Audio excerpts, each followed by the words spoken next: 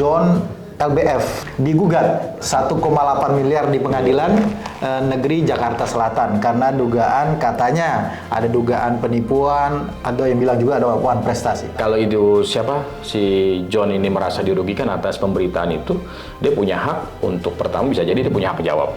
Klarifikasi terhadap media yang memberitakan. Yang kedua, dia bisa juga mengajukan, mungkin sebelum dia lapor ke polisi, dia mengajukan somasi dulu, tindak pidana penipuan, karena dia bertindak seolah-olah dia adalah sebagai seorang advokat, terus dia menerima kuasa seolah-olah dia seorang pengacara, sehingga itu di situ ada unsur penipuannya.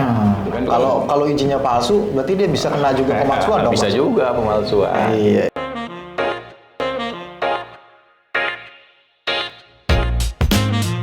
Assalamualaikum warahmatullahi wabarakatuh.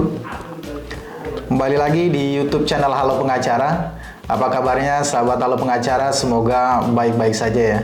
Dan pada kesempatan kali ini kembali Halo Pengacara akan memberikan informasi dan juga ulasan hukum terkait dengan isu-isu yang sedang viral di masyarakat yang menjadi perhatian dan perbincangan hangat baik di media massa maupun di media sosial. Dan pada kesempatan kali ini bersama Bang Nasrul Nasution kita akan membicarakan isu yang sedang viral, yaitu John LBF atau nama aslinya adalah Henry Kurnia dan seterusnya ya, saya lupa namanya itu. Kurnia Adi ya kalau tidak salah, itu digugat 1,8 miliar di pengadilan negeri Jakarta Selatan karena dugaan, katanya ada dugaan penipuan, atau yang bilang juga ada uang prestasi. Tapi sebelum kita lanjut video ini, jangan lupa untuk dukung terus Halo Pengacara dengan mensubscribe YouTube channel Halo Pengacara, dan jangan lupa nyalakan lonceng supaya tidak ketinggalan update-update dari analisis hukum Halo Pengacara terkait dengan isu-isu yang sedang viral di masyarakat. Bang Nasrul, sebelum kita mulai, kita disclaimer dulu nih. Kalau kita setiap podcast yang kita tampilkan itu adalah kita bicarakan atau kita ulas itu adalah isu hukumnya ya. Tidak kita bicara mengenai personal orangnya gitu ya. Iya Bang, ini kan ada isu isu hukum yang mulai tampil di media massa bahwa diberitakan John LBF ini digugat 1,8 miliar ya gitu di Pengadilan Negeri Jakarta Selatan. Yang Abang baca juga kan beritanya Bang ya? Yang Abang baca di media itu terkait dengan apa Bang sebenarnya? Iya, ini menarik ya Bang Heri ya. Sebelumnya saya ucapkan terima kasih nih Bang Heri mengangkat isu yang cukup update lah ya, cukup update, di mana ada dari informasi yang saya dapatkan itu gugatan terhadap seseorang yang dia telah memberikan sejumlah uang untuk mengurus perkaranya. Nah ini menarik, saya bilang kalau memang ada unsur yang memang dugaan tindak pidana, harusnya bukan digugat dong. Lapor pidana. Harusnya lapor pidana. Iya. Kan gitu ya. Kalau emang ada dugaan penipuan ya. Dugaan penipuan. Tapi dengan adanya gugatan ini, maka berarti dasarnya adalah uang prestasi. Karena dia kalau tidak salah sempat nyebut itu ada perjanjian. Ada perjanjian.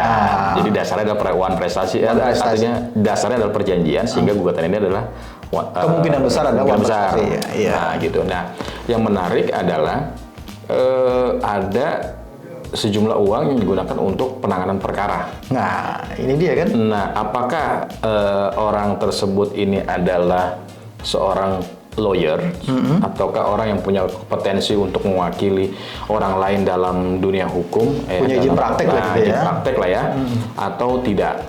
Tapi kalau saya coba agak sedikit bukan menerawang, bukan. Bisa jadi perjanjian itu lingkupnya salah satunya, kalau menurut saya nih ya, salah satunya bisa jadi lingkupnya adalah bicara masalah penanganan hukum, tidak seluruhnya. Berarti ini kayak semacam perjanjian payung gitu ya? Iya. Jadi ada berapa item kalau menurut saya gitu. Karena kan kalau kita kenal beliau ini bukan advokat.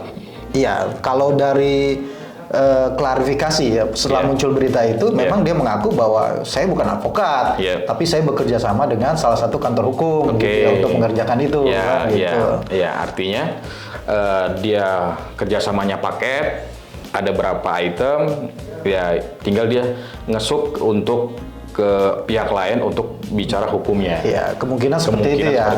Karena kalaupun memang langsung dia perjanjian penanganan hukum, logika juga kenapa dia nggak ke kantor hukum gitu ya. Buktinya sekarang dia pakai pengacara. Ya, buktinya sekarang pakai pengacara. Kenapa tidak langsung ke pengacara itu? Betul, gitu. betul. Ya, sepertinya memang dugaan kita adalah ini adalah perjanjian yang multi pekerjaan nih sepertinya begitu multi pekerjaan. Nah, kan ini juga yang menarik ya adalah John LBF ini kan juga katanya sudah memberikan klarifikasi dan membantah tidak benar tuduhan itu gitu ya. Dan akan melakukan upaya hukum dan bahkan akan mempertahankan nama baiknya segala macamnya. Harkat derajat dan martabatnya. Pertanyaannya sekarang, kalau memang itu tidak benar, kan sebenarnya ada upaya hukum yang bisa dilakukan gitu ya. Apalagi ini disampaikan melalui media gitu ya, online gitu ya. Ada unsur pidana tentunya kalau memang terbukti itu ya. Iya seharusnya sih bisa ya, sejak ada, kan dia bilang nih ada orang yang pansos lah ya, mencari ketenaran di tengah ketenaran dia yang sekarang muncul ke publik gitu ya. Terlepas dari itu, menurut saya memang kalau para pihak yang merasa dirugikan atas pemberitaan orang lain dan itu tidak benar, dia punya hak untuk itu. Persoalannya adalah sekarang itu dalam sebuah proses upaya hukum.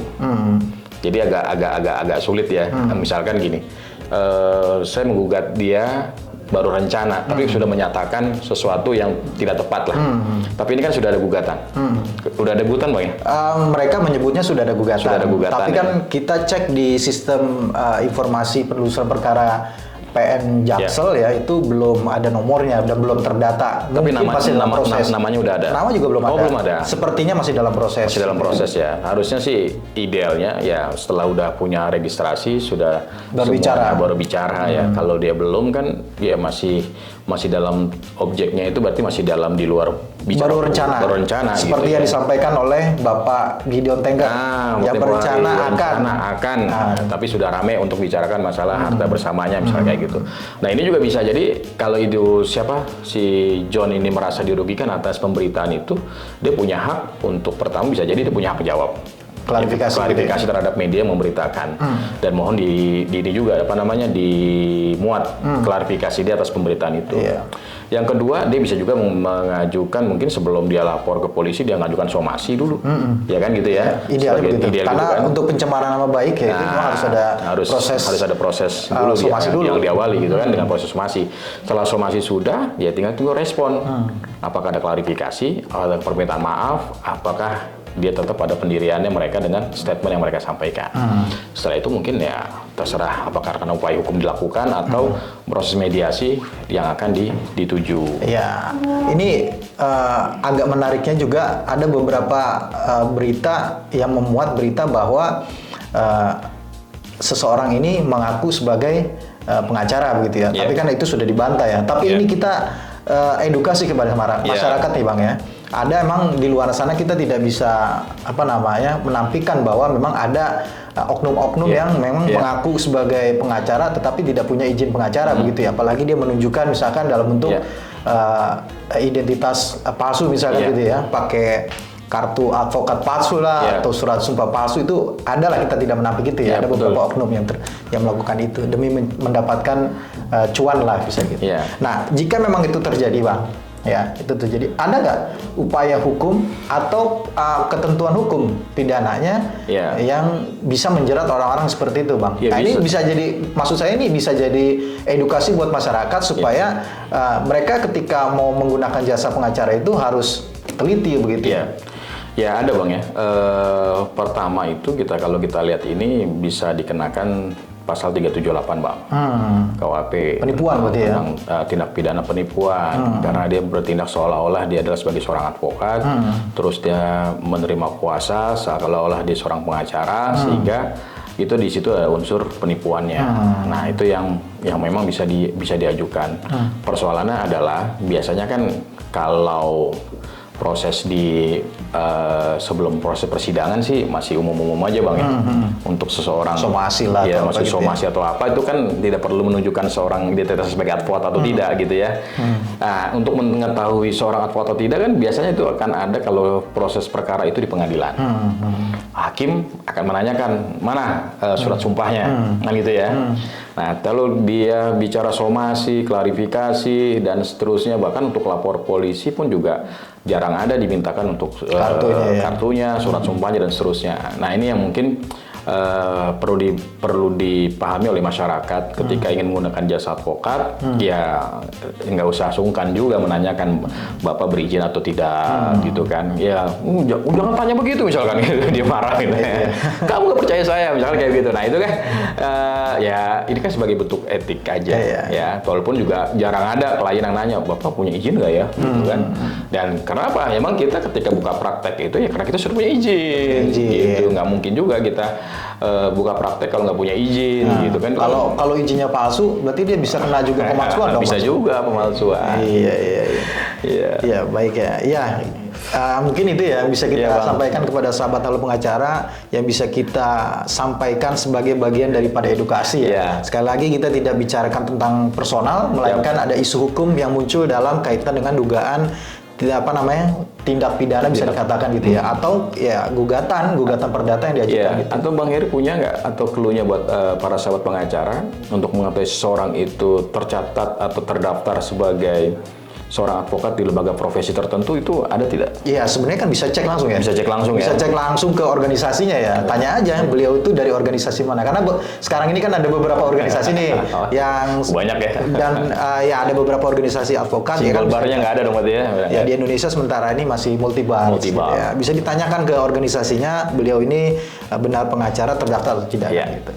Ya, ini bagian daripada antisipasi aja gitu ya. Supaya tidak terkena oknum-oknum yang tidak bertanggung jawab gitu. Nah, sekali lagi terima kasih Bang Nasrul atas waktunya telah melakukan analisis dan ulasan terkait dengan isu hukum munculnya gugatan perdata ya terhadap John L. Beheb ya. Ini TikTokers yang katanya saat ini sedang naik daun. Ya. Baik, terima kasih kepada sahabat Halo Pengacara yang sudah menyaksikan video ini sampai dengan selesai. Jangan lupa terus dukung Halo Pengacara dengan memberikan likes, komen, dan juga share video-video dari Halo Pengacara. Jangan lupa juga subscribe YouTube channel Halo Pengacara. Nyalakan lonceng supaya tidak ketinggalan update-update dari ulasan hukum Halo Pengacara terkait dengan isu-isu yang sedang viral di masyarakat. Sekali lagi terima kasih. Salam Halo Pengacara. Assalamualaikum warahmatullahi wabarakatuh. Waalaikumsalam warahmatullahi wabarakatuh.